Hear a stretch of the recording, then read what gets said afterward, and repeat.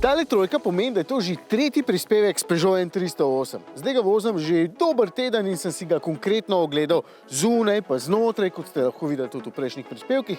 Zdaj pa končno čas, da se gremo z njim peljati, da boste videli, kako kul izgleda takrat, kadar mimo njega leti okolica. Mislim, on leti mimo okolice. The Power of Choice je Peugeotov slogan, s katerim želijo poudariti, da je pri takšnem 308 na voljo toliko motornih kombinacij, da bo vsak zase sigurno našel ustrezno. Predstavljajte si ponudbo čokolad v kakšni res veliki trgovini, jih je na voljo toliko, da boste ziher našli takšno, ki vam je všeč. Ok, motorjev je vse manj kot čokolad, ampak ponudba je za avto naravnost popolna.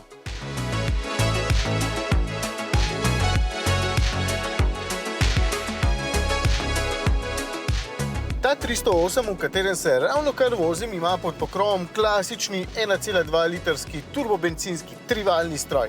Nič novega boste rekli in res je, ampak v tem primeru niti ne vidim nobene potrebe po izboljšavah, ker je ta motor dober. Ta bo za tiste, ki ste malo manj zahtevni ali pa manj futuristično naravnani, ponuja pa malenkost manj kot 100 kW moči oziroma 130 konjičkov, 3 vali pojejo malce drugače od 4, ampak posebej glasen ni, ker je očitno avtomobil bolje zatesnjen od prejšnjega in me v bistvu zvok med vožnjo prav nič ne moti. Pospešuje pa takšen 308 tudi dovolj suvereno, pa čeprav je tole v bistvu osnovni motor. Ok, osnovni je z enako prostornino pa 20 konjički manj. Ampak hočem reči, da tudi pri osnovnem ne boste razočarani, je dovolj fin. Če res ustrajate pri dizlih, čeprav v teh avtih zanje niti ne vidim potrebe, nobene panike. Je 308 na voljo tudi z 1,5 litrskim dizlom v nosu in 130 konji.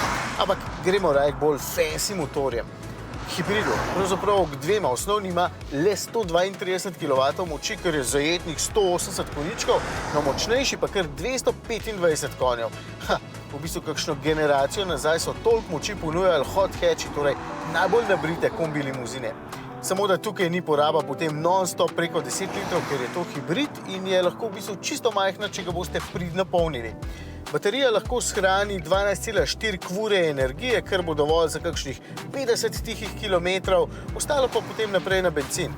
Saj sem rekel, da je motorjev toliko, da bo vsak zase sigurno našel svojega, razen če bi radi imeli parni stroj. Tazga na premog pa res nimajo.